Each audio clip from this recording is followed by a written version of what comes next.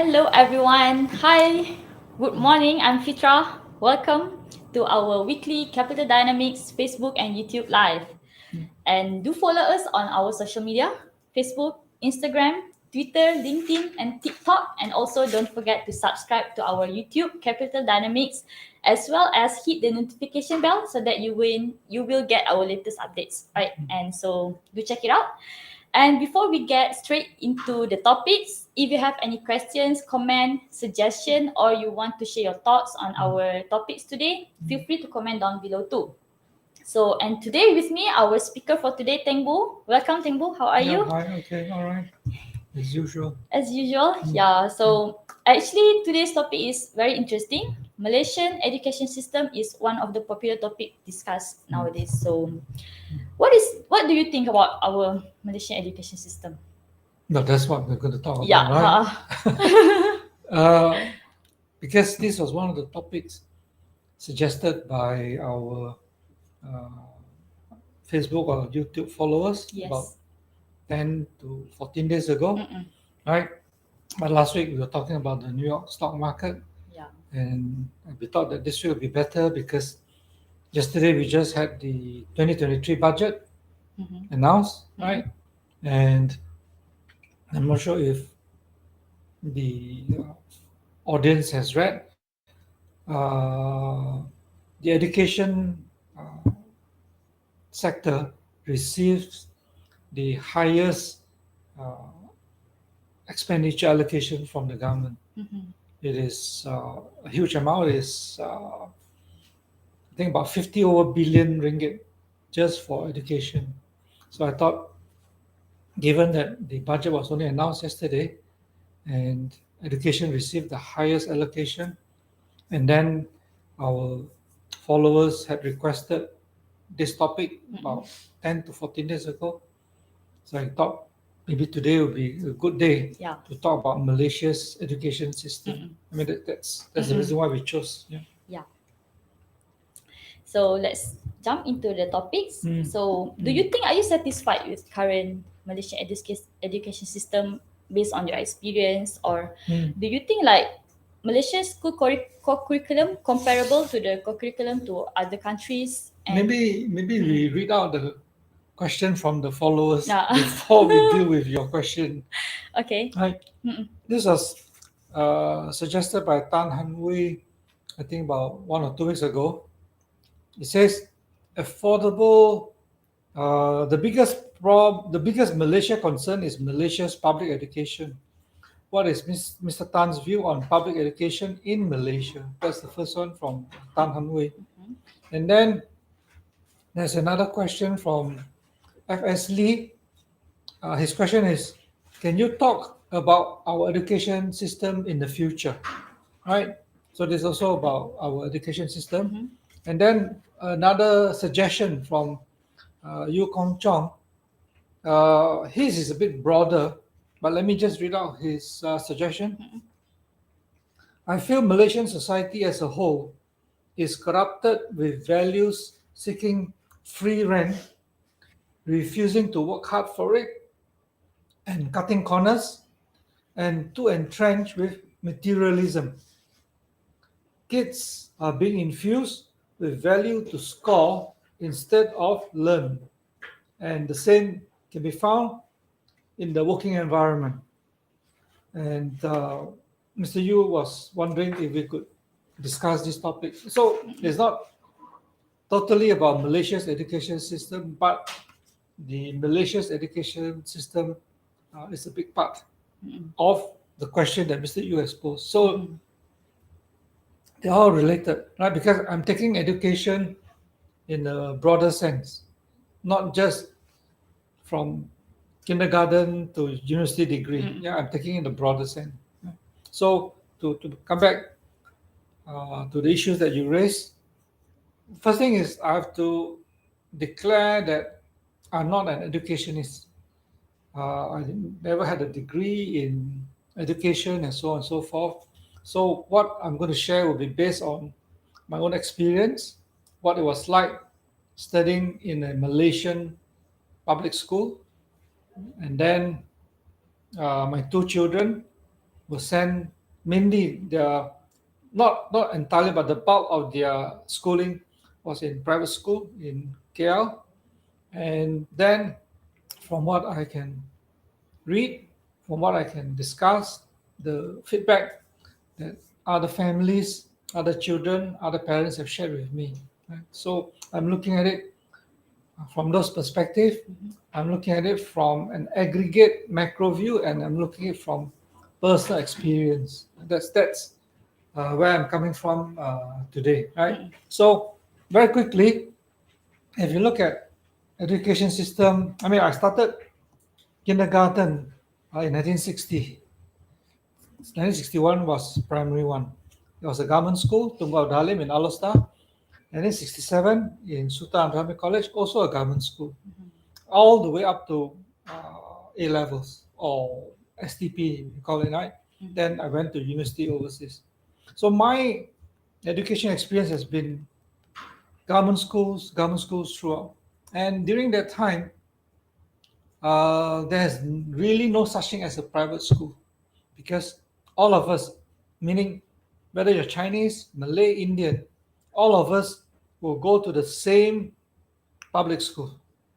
Tunggal Halim, I have Malays, Indians, Chinese. I have friends whom were with me in primary school, and we are still friends. Malays, Indians, and Chinese. And then when you go to the secondary school, the same thing. Malays, Indians, and Chinese are all found in the same school because there's no private school. There's no garden school, or in Singapore United World College, or no Sri KL, no Chempaka, nothing of that sort. Yeah, the only thing we had was the national school and the vernacular school, which is either Tamil or Chinese, and then of course you have one stream which is the religious Islamic school. Right?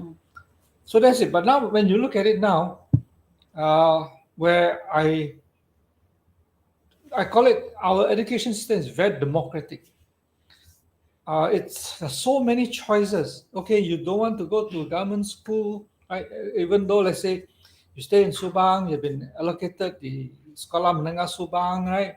You can choose to go to Sri KL, or there's so many choices, or you can choose to go to, if you're Chinese, go to a Chinese school, or if you prefer uh, purely Islamic type, you can go to very Islamic based style of schooling system. And then even among the private schools, there are so many choices. You got different types of exam. In our time, there's no such thing as foundation. There's no such thing as a foundation year. There's no such thing as matriculation.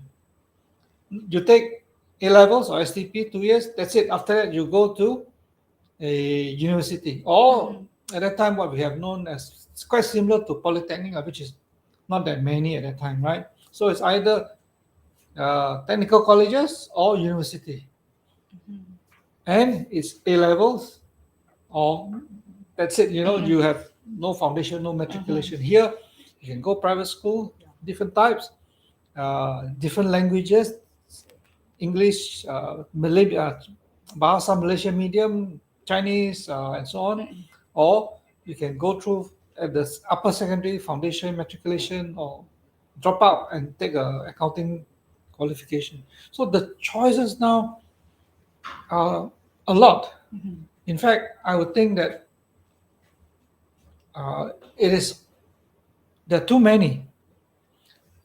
From a certain angle, it's good that you have so many choices. From a certain angle, it's bad because if you look at the education system now, the races mainly are not interacting with one another. You go to a public school in Malaysia, I'm talking generally, most of them are Malay students. You go to a Chinese private school, I mean, of course, mainly Chinese, right? And then you go to a private school, whether it's garden or there's so many of them, Chempaka, right? There's a bit of a mixture. But then when you go to a private school, there's another line of division. You get in a government school, like in my case, we have people from the town itself, people from outside the town, rural, urban. Now, when you go to a private school now, because the fees are a lot higher, you find that most of them are from the city, urban. So there's another divide. In terms of ethnicity, it's more diverse than, say, a government school or vernacular school. But the other divide is the urban-rural divide. So from the national perspective, from the national unity perspective, the older system where we have lesser choices, fewer choices, were a lot better because, partly because the Malaysian society at that time was very liberal. Let's say in your case, if you were together with me in school, you'd be wearing a skirt which is about 3 inches above your knees, right? A-line skirt, and then you'd be wearing a short sleeve white blouse. It's totally modern, and the guys, of course, will be the same as now. So you find that the environment there was very liberal, very open-minded in terms of the our behavior, in terms of our practices. But when it comes to the channel of schooling, of education, we have basically only one or two streams. And that's why, taking myself as an example, I have close friends who are Indians, I have close friends who are Malays, I have close friends who are Chinese. And I have close friends who are Malay girls, Indian girls, Chinese girls. We don't feel and we all speak English. All of us speak English. The Malay students that the English are as good as the Chinese students. There's no problem. They say, oh, okay, you're a Malay student, therefore you're English. No, those things don't exist. So if you look at now, even though we have more choices, in a way we have more problems because the medium of instruction, there is a gap between the private schools and the government schools, right? Private schools, they emphasize a lot more on English. Government schools, not so much. So then, if you study from a school in, say, Guamusang, or Kemayan in Pahang, then you would be handicapped in a certain way, as opposed to maybe if you study a government school in somewhere in KL, right?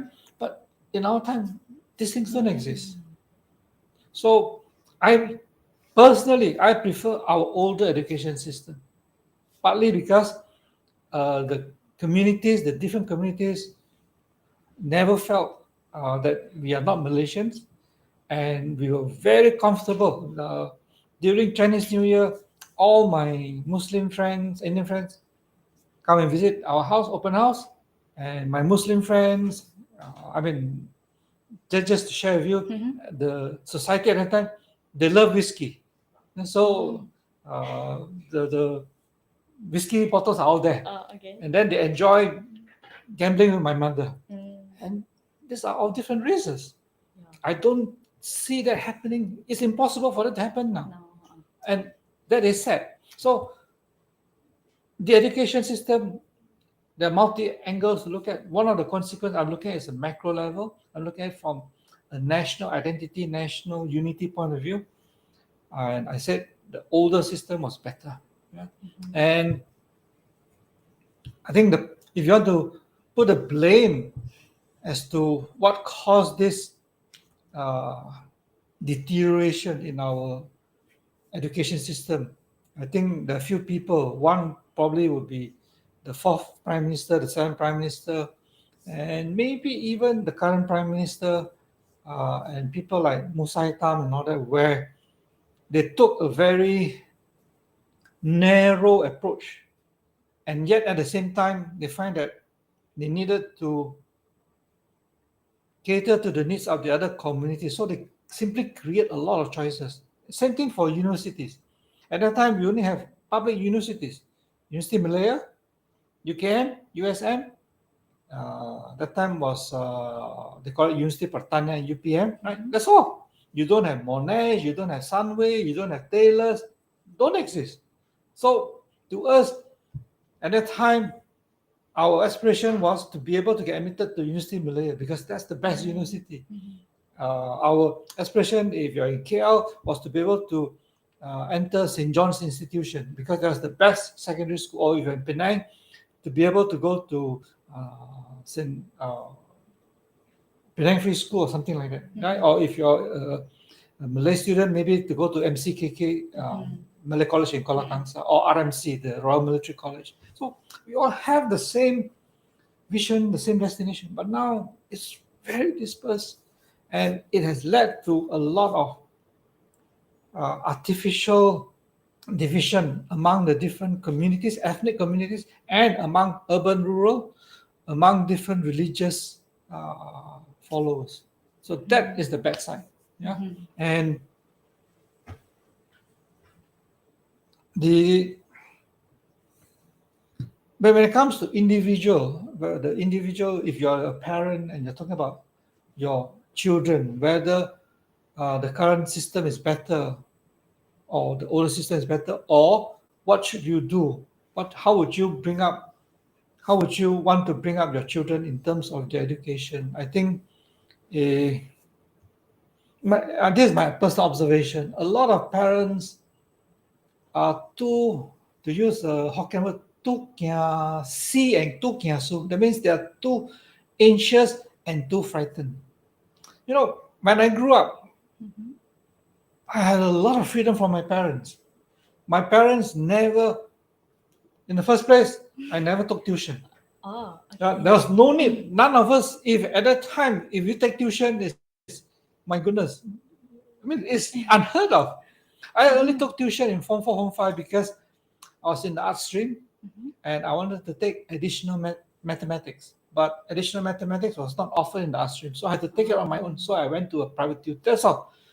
None of us, well, I would say none of, very few of us got private tuition. If you take private tuition, it's like, oh my goodness, something is wrong with you. okay. Yeah. So I'm using my example to compare with other families, other parents that I know, where they emphasize a lot on academic achievements. Oh, SPM must have 9 A's, A levels you must have 4 A's, blah blah blah. A levels I nearly failed. To share, to confess, I had a lot of freedom from my parents because my parents gave me education in the very broad sense of the word. Not just memorizing and passing and getting the A's. First thing is, by Form 2, my father told me, okay, Tengbu, it's time for you to learn how to drink brandy and whiskey and beer. Okay, that's living skills because when we go out, you got to mingle, right? So he says, look, you better learn it at home where it's safe. So by Form 2, Form 1, we learn how to drink whiskey, brandy, and so on, right? About the same age, okay, you better learn how to gamble. Okay, that's it. It's not to make me a bad guy, but to expose me, to get me prepared for society. By Form 3, Form 4, which is about 15, 16 years, okay, Tengbu, it's time for you to start organizing parties. During our time, we don't have discotheque, we don't have what do you call it? All the clubs that you have, nothing of that sort. They don't exist. So what we do is we will organize private parties. So my father gave me permission to organize a party in his house. So we'll invite, that was Form 4, right? We invite all the girls that we know, all the guys that we know, and then dance, enjoy. So he said, look, you must learn how to mix, how to interact. And that was education. Yeah. So, of course, the extracurricular, I was very active. I learned, I played every sport. I was a school tennis player. I was almost a ping pong champion. I was a state chess champion. The only sports that I don't like was hockey because I am very scared of the stick. Right? And the focus was not just on getting academic results. So I compared this with my own children or the children that I know because I was raised in Alostar and I cycle to school. It's about every day is about 2 ways is about 8 to 10 kilometers. So every day you cycle. But when I raised my son and daughter in KL, the city base, And we live at that time. We live in only a terrace house. No compound, no garden. Cannot go anywhere. They can't cycle out because dangerous. Blah blah blah and so on. So every weekend, either you go shopping mall or you got no place to go. Whereas the a place like Alostar or any other smaller towns, the children, the younger, the youth, they have a lot of freedom to learn other skills about life. So to come back to this Malaysia's education system and the future of our education system, a lot is beyond our control. I mean, unless you want to send your kid to a boarding school in Singapore or boarding school in UK by the time they're in secondary school. If you want to do that, that's a different ball game altogether, but it's expensive, right? And then from Form 1 onwards, you will not be able to see your child for a long time. And by the time your child finishes the secondary school in Singapore, Australia, or UK, I'm very sure your child will be a very different person that you want it to be. Yeah. I've seen, because many of my friends also went to boarding schools in UK, right? They are, I wouldn't want them as my children. How I the mean, culture influence, right? not just that. So I look and see, and living aside those where you send to private school, right, where you still want them to study in the private school in KL or the public school, the public education, national schools in KL. I think a lot of things is beyond our control, right? But more importantly, I think what is within our control would be the parents. How we approach our children's life, how we approach our children's education, that has a major influence on our children's education and how you would gain from whether the public education system or the private education system. Because while you can complain that the public education system is lousy, but how come there's so many students who are able to achieve success? It's the same school, it's the same system, but some people don't succeed, some people do. So why is it like that? I think the parents and the children have got to look inwards. Right? There's one thing that my parents and my grandfather have taught us that I will never forget. Don't blame others for being smart. Blame yourself for being stupid. I think that's one of the most wise advice I've gotten in my whole life. Because we always like to say, yeah, this country is lousy, this politician is lousy, this education is lousy. But how often do we look inwards and say that, well, I mean, I know a lot of parents where, the way they bring up their children is, that's why when we recruit, when we hire people, especially fresh graduates, the generation, the 20s, they're so clueless. They have no living skills. They don't even know how to write a simple letter, for example. They don't even know how to treat the social etiquette when you meet a person, and how do you respect, how do you treat a person. They don't even know, because all they do is to keep looking at their phone. So the parents play a big role, a very important role. I mean, there are only two, parents and teachers, right? The teachers is outside your control because you're not the one who recruited them, you're not who hired them. So you as the parent, I think, give your children, this part of education, space. Give them space to explore. Give space for them to find out who they are, and so on and so forth. It's okay for them to make mistakes. Of course, make sure don't make mistakes until you cannot, there's no future, not that kind of mistake. Allow them the space to make mistakes, allow them to explore. And expose them, let them be open-minded. Mix, if you're Malay, let them mix with all other races. If you're a Chinese and your daughter or son goes only to Chinese school, make sure that your children interact and mixes with all the other races. Then I can assure you the education system will succeed. Right? Just on that, not just focusing on academic achievement. Like I said, my results are horrible. If you look at my results, you'll be shocked. But if you look at a lot of people who have succeeded, right? I don't know whether you have heard of this person called Travis Kalanick. Travis Kalanick. He is the founder of Uber, co-founder. He dropped out of college. He was admitted to UCLA, University of California, Los Angeles, top uni in US. He dropped out and formed Uber, right? And then of course, you heard of Zuckerberg. Zuckerberg dropped out of uni and started Facebook. Yeah. And then you have Daniel. You all have heard of Spotify. Yeah. The founder is a Swedish guy, Daniel Ek. I'm not sure how you pronounce it. E.K. Daniel E.K. Right? He dropped out of school to start Spotify. So is academic achievement that important? In fact, a lot of those really successful people, I mean, in this case, I'm talking about businesses and all that, right? Will tell Larry Ellison, the founder of Oracle, right? Will tell the students, you go and talk to the students in Yale University, tell them, if I were you, I'll drop out of uni.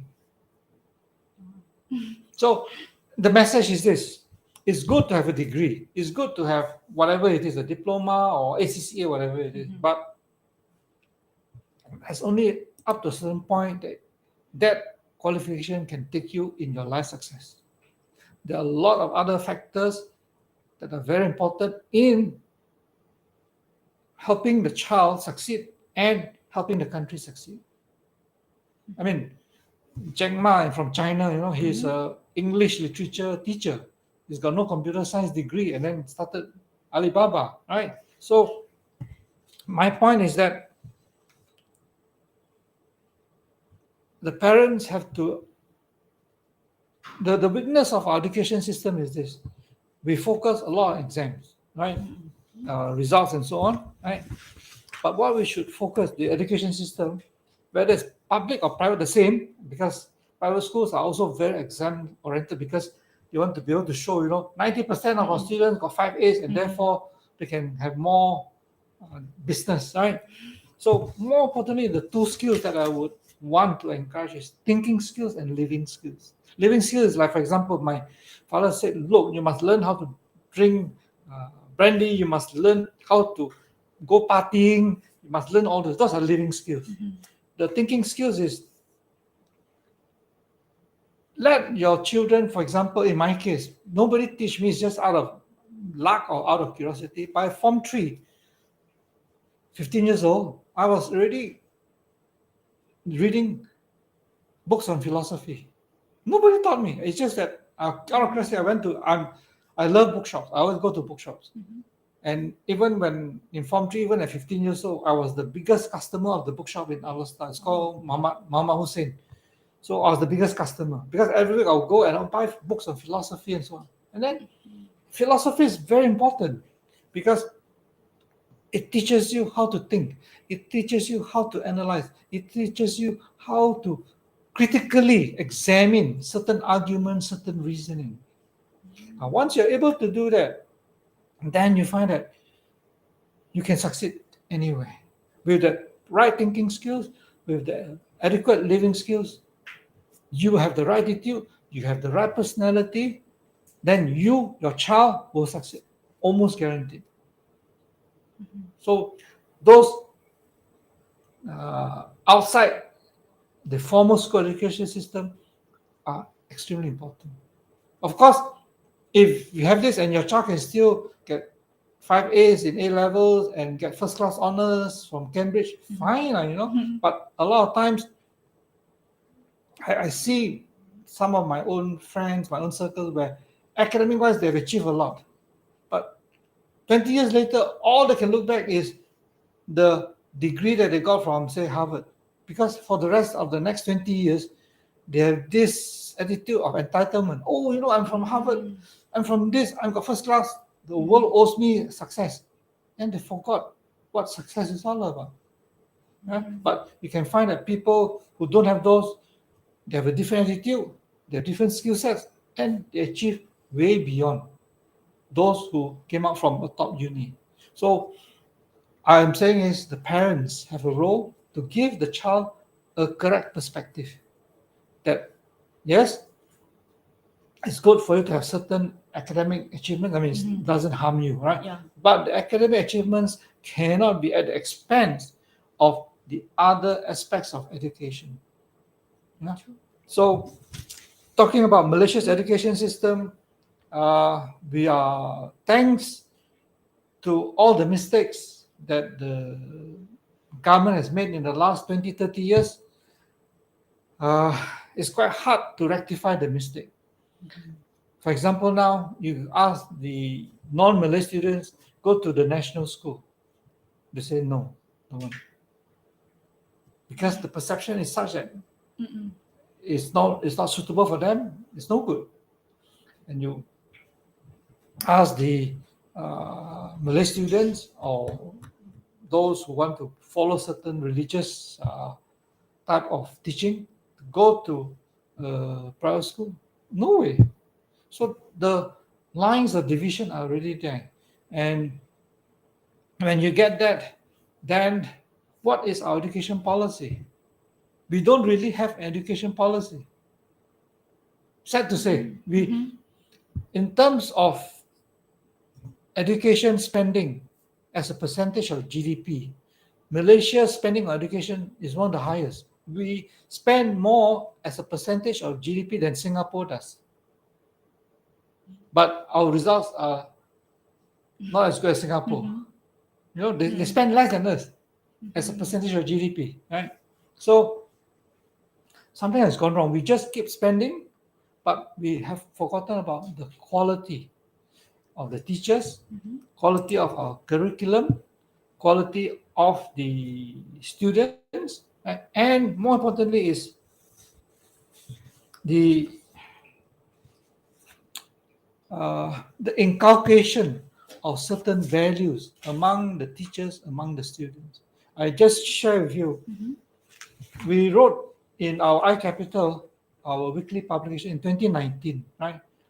A very good series on education, Malaysia's education, right? And then we shared the example of how the Chinese, if I want to show you this book,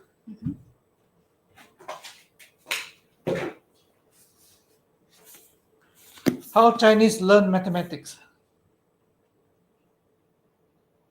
Slide to the left Yeah. a bit. Yeah. Okay. Okay.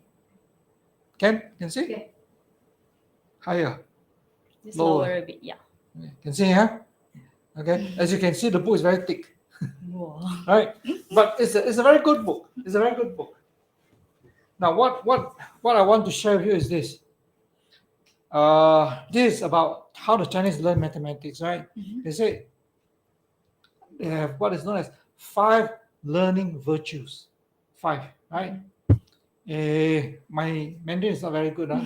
So the first one is the notion of resolve, being resolved. In Chinese, it's called fen. I hope I got my pronunciation correct. Yeah. Fen, right? I don't know how to write the Chinese thing. That means it's the determination of the student to stick to a course of action and prepare to learn and be committed, right? And don't stray from it. The second learning virtue is diligence, right? This is in Hanyi Pinyin is Qing. I don't know whether I got it correct or not. Not correct. Oh dear. Let me look at my notes. Qing, is it? Oh, Qing. Not Qing. Qing. Second tone. So it's diligence, right? It refers to the behavior of frequent studying, right? So if you combine resolve and diligence, right, they go hand in hand. Then you have 勤奋. That one I got correct. Okay. So that's the second one. And the third learning virtue is endurance of hardship. Endurance of hardship is 刻苦, right? 刻苦 means ability to face and overcome difficulties. In Hokkien is 假khó, boleh makan bitterness, right? So the endurance of hardship is the third learning virtue. The fourth one is perseverance. The fourth virtue, right? This is Hensing, right, in Mandarin, right, Mhm. which basically talks about perseverance, that there are no shortcuts to learning, right? And then the final one, the final learning virtue is concentration. Transing means to focus, to concentrate, right? So here is talking about being focused and dedicated and not getting distracted. So this professor Professor Lee explained in the book that these are the 5 learning virtues in the Chinese community, right, among the Chinese people. And whether it's studying mathematics, whether it's studying biology, whatever it is, these 5 virtues can be found. So whatever education system that your child goes through, whether it's private, public, I think if you have these 5 virtues, then you find that your own child becomes a lot more resilient, a lot more determined, a lot more motivated, right? A lot more disciplined, and whatever the education system will succeed. True. Right. So if you put together, right, the current education system, I mean, some schools are good, some schools are average, some schools are horrible, but you cannot choose, right? Even the private schools, some private schools are horrible. They just simply charge a big amount and the quality is horrible. So doesn't matter. Make sure that you as a parent, you as the father or the mother, make sure that your child develops certain virtues, certain personality, and be open-minded. Oh, this is interesting to know like Chinese secrets. Is it a secret way of Yeah, learning? in a way, because a lot of people criticize the Chinese method of learning, that is memorizing, is rote learning, that's all. And you are not as creative as the West, right? Now, this book, which is the other book that I want to share with, is called To Open Minds. Is by a Harvard University professor, Howard Gardner. It's written in 1989. It's about his experience. He went to China to study the art education system in China in the 1980s, and together with the other book that I mentioned, right, this one, this other book, right? Now both of them have the same conclusion, even including Howard Gardner, that the West will criticize the Chinese method of memorizing and rote learning. But what he's found out, to his surprise, is that actually the American education system must learn from the Chinese education system, because what the mathematics professor said is that the memorizing that the Chinese system implements, it's not just purely memorizing, right?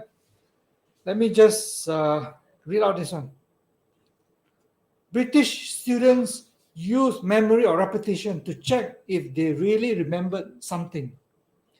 Now, Chinese students use it to create deep impressions, to lay a foundation, to develop further understanding.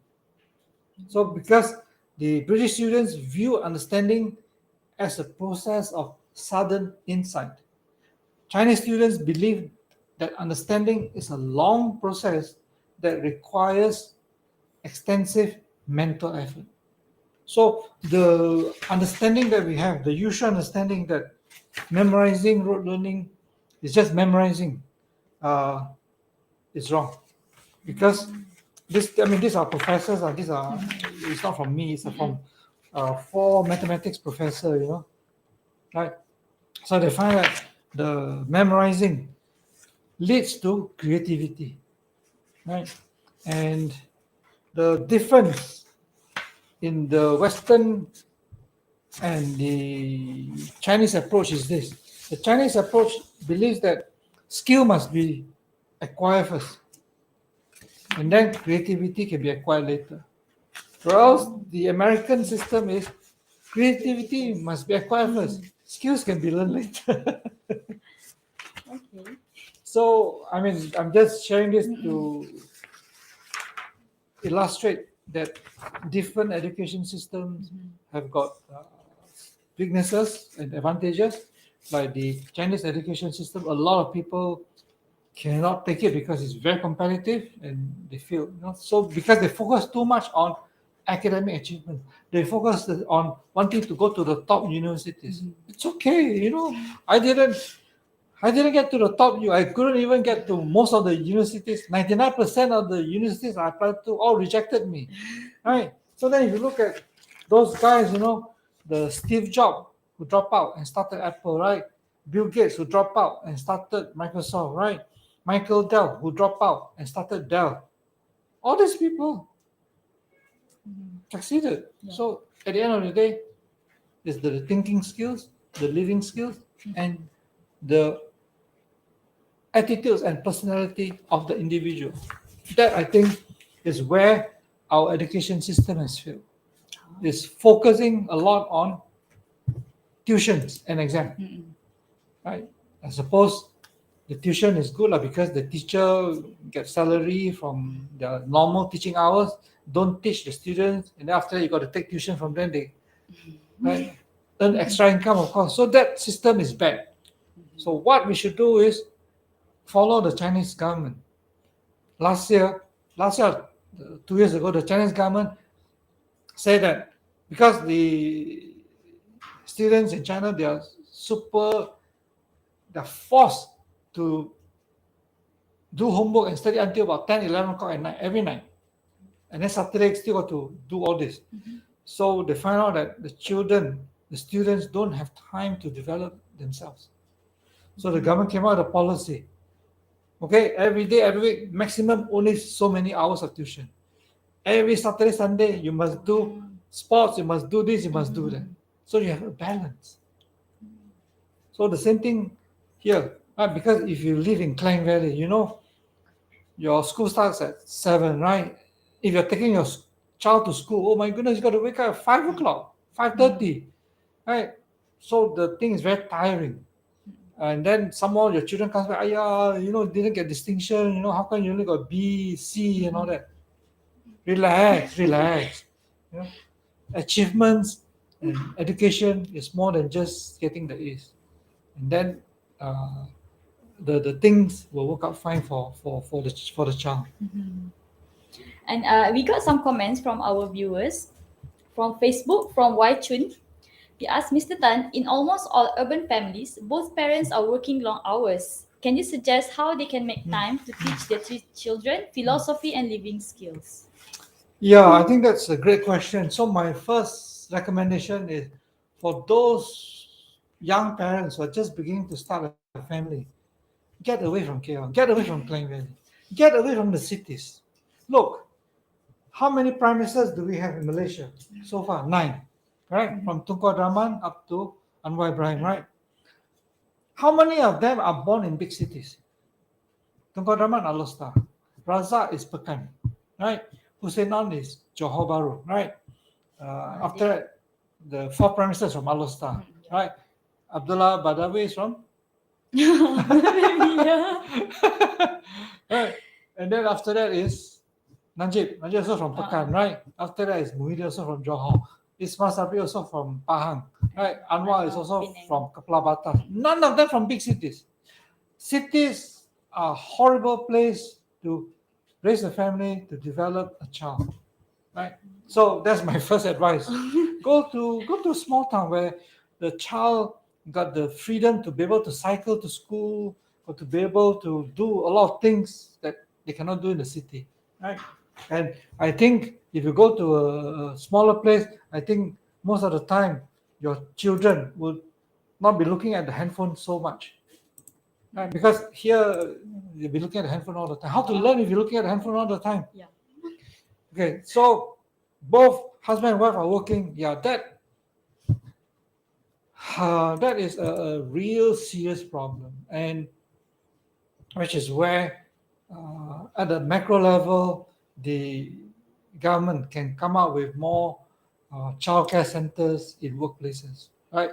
Either the company provide childcare place or the government provides. Now that is if your child is not going to school, right? But even if your child is going to school, a solution can be found, right? Whereby, I mean, depending on the age, if your child is already, say, Form 3, 15, 16 years and above, oh my goodness, they should be a lot more independent already, right? They should be able to, I mean, they also want their own lives, their own boyfriend, their own girlfriends, right? And the parents should step back, right? But if you're talking about the younger ones, those up to standard 6, up to Form 3, where you still got to worry about their safety and so on and so forth, then I think this is where the large organizations and the government has an important role to play in helping to set up the necessary facilities. Because you as an individual, you can't. And then uh, sometimes you may not be able to get the best daycare center that you want. Right? But how to teach them to read philosophy and so on, that's a very tough question, Wei Chun. In my case, I was fortunate because I self-motivated myself. And philosophy is a subject which is very dry, very boring. And by the time you read the first chapter, most likely the child will fall asleep or will throw the book away.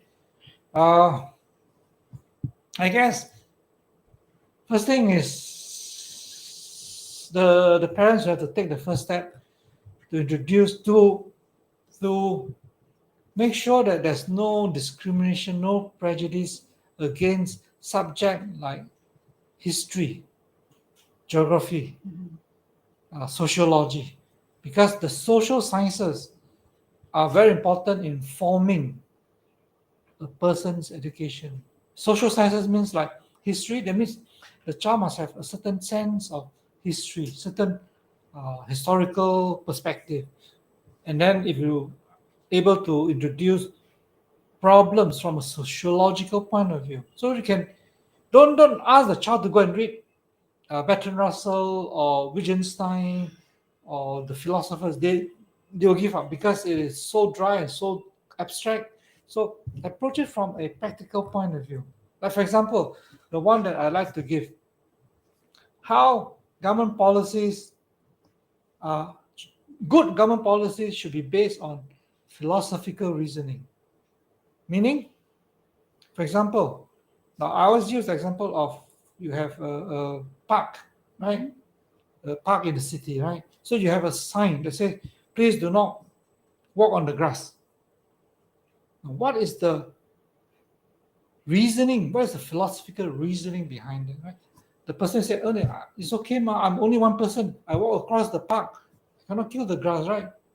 Only one person. Why can't you let me walk across the park on the grass?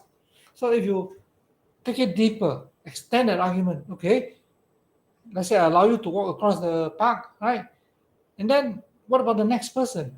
The next person said, how can you allow this, but you don't allow me? And the third and the fourth and the fifth. So very soon, you find that everybody is allowed to walk across the park and the grass will die. So that is a very simple, concrete example of philosophical reasoning, philosophical thinking. Because if not, the situation will be seen as this. Do not walk across the park.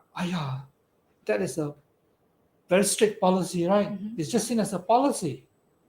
But you don't understand the philosophy behind it. Why? Because if I give you the permission to do so, I must, in terms of fairness and equality, I must allow every other person to walk across the park. But once you do that, then there's a consequence to it. So it's the same thing, right? If I allow one person to make racist comments, it's okay, it's only one person. But then the other person, the third, the fourth, the fifth person, soon everybody will be making racist comments. So society as a whole would be in turbulence. There'll be instability. So that's just practical example. So maybe for those parents who are interested in this, maybe the parents have to start themselves first.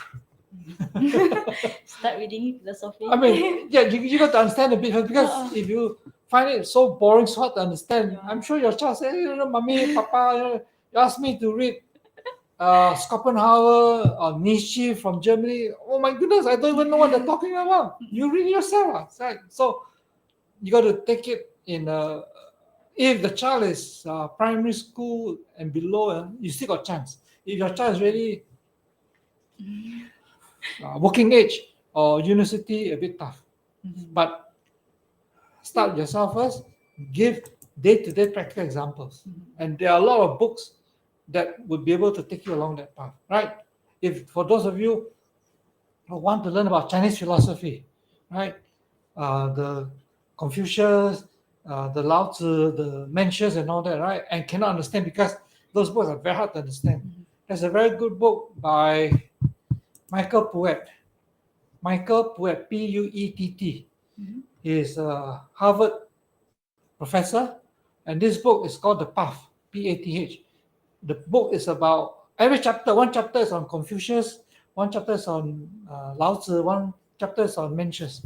And this professor Michael Puett applies this Confucianism or Taoism to day-to-day problems because his classes, his lectures are the second most popular in Harvard U. The most popular is computer science. The second most popular lecture is Michael Puet's on Chinese philosophy because what he does is he brings the 2,000-year-old philosophy and apply to day-to-day problems. Wow, that's interesting. And we got other questions from Wayne Poole. Mr. Tan, what is your thoughts on the kids should go to national school, Chinese private school, or international school? The schools do not matter. Yeah. I mean, leaving aside fees, some of the international schools, the fees that they charge are ridiculous. Like I said earlier, my two kids were sent mainly to private school. I made a mistake. If I can turn the clock back, I would have sent the two of them back to government school because the private schools that they went to basically a fraud. They just give you very nice brochure, wow, got aircon library, got swimming pool, woo, so impressed, got tennis court. But that is just for marketing. A lot of things they never implement, they never stick to it. So you pay the fees for nothing. And then worst thing is, luckily my two kids didn't have that. But I can see other kids because they mix with a certain type of crowd where the family are usually financially better off. So they don't have a sense of connection with society. They don't have a sense of reality. That's bad. So if I were to have a kid again, a young child again, I would definitely send them to a government school, right? And of course, but whether it's a Chinese private school, government school, or international school, the child will still need some support, especially in the primary school. They still need some support. That one you have to give them, right? So for me, I would want to choose the public school. Okay. Another question from Ong Kam Seong. Can you share more about personality, introvert versus extrovert for success in education and investment? There's a lot. Introvert is actually not introvert. Introvert is actually a person who either lacks self-confidence, either that or too confident of himself. You're so confident that you don't want to mix with people. Oh, yeah, this person very stupid, very bored. I'll just keep to myself. It could be too extreme. It could be the other way where I really don't have the confidence in myself. I'm so scared I said the wrong thing. So you have to look at yourself and see whether you lack self-confidence or you have too much self-confidence. Okay. Because the introvertness and the extrovertness is not the cause. It's a symptom of an underlying problem, an underlying personality. I think I just read like some comments Sure. on education topic. So Lee Fo Sang from WhatsApp said, I think Malaysian education system needs a lot of changes. Firstly, beside the basic knowledge, universal value such as honesty, respectful to others, hardworking, etc. should be instilled to the students from young. There are many more issues need to be looked to improve our education system. Yeah. I mean, totally agree because the problems that he mentioned is not just with the education system. The problem that he mentioned is also with our political system, with our our society as a whole. True. And then from Leong Kibon from YouTube, I feel it is not the lack of knowledge, but lack of determination to succeed. I think knowledge is in a way easy, right, to acquire. the 5 learning virtues that I mentioned, Mhm. which is one of which is determination or resolve, right? Yeah. Those are very hard to build up. It's very hard to tell the child, please be determined, please don't give up so easily, please suffer a bit of hardship, Mhm. right? You got to keep on motivating the child. Mhm. And then from May 21, my 14-year girl got exam on coming Monday. I sent her to Boy Bridget camp this weekend and was scolded by my friends saying I'm not a good mother. How come? Okay. Sent to what camp? Bridget camp. Bridget camp. Okay. Brigade Brigade. camp. Oh. Okay. Okay. I mean, to me, I don't see anything wrong with that. Mm-mm. I think education cannot be just, as I mentioned earlier, Mm-mm. Yeah. education cannot be just about how many A's. Right? Mm-mm. That is a very, very narrow perspective. I've been to China very often, and I was having dinner with this very important government officer, right? And by 7:30, she really said, "Hey, the dinner got to end soon." Mhm. I said, "But it's only 7:30." This was in Beijing, no? And by 8 o'clock, I said, "I got to go home." I said, "Hey, come on, 8 o'clock, you just haven't even really finished your dinner." "Oh, no. I got to go home and take my children for tuition." Ah. Right? So, that kind of anxiety from the parents are passed down to the children. The children gets also worried and anxious. Mhm. Now, in her case, in what's the name of the commentator? May 21. May 21's case, I think it's a good balance, right? I'm Yeah. sure she has already prepared the child for the exam, Mhm. right? If the child is already prepared, okay, go and enjoy yourself, right? If you're not prepared yourself, okay, you can prepare yourself because after all the objective, one of the objectives, and not the only one, is to make sure you pass your exams and get Mm-mm. results which are as good as possible. So my father always tell me, Tembo, don't worry. If you don't get first, never mind. If you can be in the top 10% of the class, good enough already. So sometimes I get almost the second last in the class. Okay. So in the case, May 21, I hope you keep it this way, keep a balanced approach Mm-mm. to the bringing up of your child, right? And make sure that your child must also have a sense of must have a sense of self-responsibility, right? Because if things go wrong, then the child must also be aware that she is and she's accountable for some of the consequences, Mm-mm. and she cannot just blame it on the parents. So that part of it, that is part of the upbringing, that is part of the education. I see. And then from WhatsApp, Eng Hun Ho, I wish I could have studied harder. And also, it's fortunate that IQ is not the decisive factor to be successful in stock markets. Yeah, of course, of course, Mm-mm. of course. That's what Warren Buffett keeps saying. Mm-mm. Like I said, if academic results, IQ is the key factor, I think I would maybe be a very unsuccessful person now. Okay, entry from Wayne Pool. He do suggest us to topics to discuss, which is on Malaysian unique culture. And he said that we have Mama, Baba Nyonya, Chindian, etc. We can easily to learn so many language dialect. With all this mixture is our strength. Right. Precisely. You see, we have all the strength, we have Mm-mm. all the assets Yeah. given, right, by God, by whatever it is. But unfortunately, our politicians destroy our strength. Our politicians divide our society, divide the country. No, all these people who come here, they didn't come because UMNO or Bersatu or DAP invited them. They came 500 years ago. You know, when the Chinese traders came from China, when the Indians came from South India, right, or some of the Malays came from Aceh, Medan, and so on. So they came over many, many centuries and then formed a society that is so multicultural. But unfortunately, we have politicians who are poorly educated, politicians who are very narrow minded, who can only see one way and then destroy the society, create division within the society. Yeah, totally agree. That is our biggest strength. Yeah. And then last question from the superstar 1234. Morning, Mr. Tan. What's your view on Malaysia's stock market outlook after the budget announcement by PM? Any hope yet? Okay. Budget has not much impact on our stock market, unfortunately. Yeah, the budget has got a big impact on our education system because it receives the largest allocation. The second one was the health ministry, but it was only 30 over billion.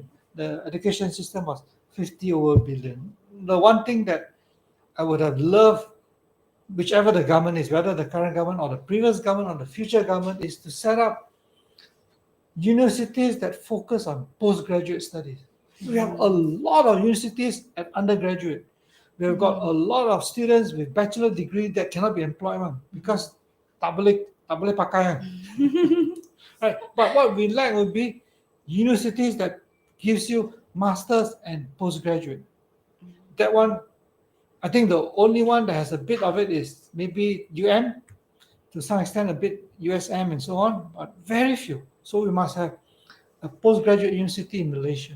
And then in terms of the financial aspects and the employment aspects, we must focus on TVET, the vocational schools, the technical schools. That, because if you look at the experience of South Korea, Switzerland, Germany, they have succeeded not because they got a Harvard or MIT, they succeeded because they got world-class vocational schooling. And their vocational schooling is as good as, or if not better than, a university degree. So that is an area which I wish, because our Prime Minister, the Dr. Nuriza was previously in charge of TVET, right? To develop TVET. So my honest recommendation to Anwar Ibrahim is to let somebody develop the quality of TVET and the availability of good TVET education in Malaysia as soon as possible. Then we will have a much better country, much better economy. I see. So we have come to an end to our discussion today. No more questions. No more questions. Because I don't want to comment on the stock market. Yeah. That was the last comment. Okay, all right. So, and that's all for today. Thank you so much, guys, for watching and enjoying. But before we our go off, live. please suggest Yeah. this topic of Malaysia's education was suggested by a few of you 2 weeks ago. Please keep the ideas coming in. Please keep the suggestions coming in, because the worst thing that we can do is to talk about things that we are interested in. Right? That's not the purpose. Yeah. And if you have suggestion on the topic, you can comment on our Facebook, YouTube, and also WhatsApp us as well. So that's all. We'll meet again next week, and happy weekend, everyone. Thank you. Okay. Bye bye.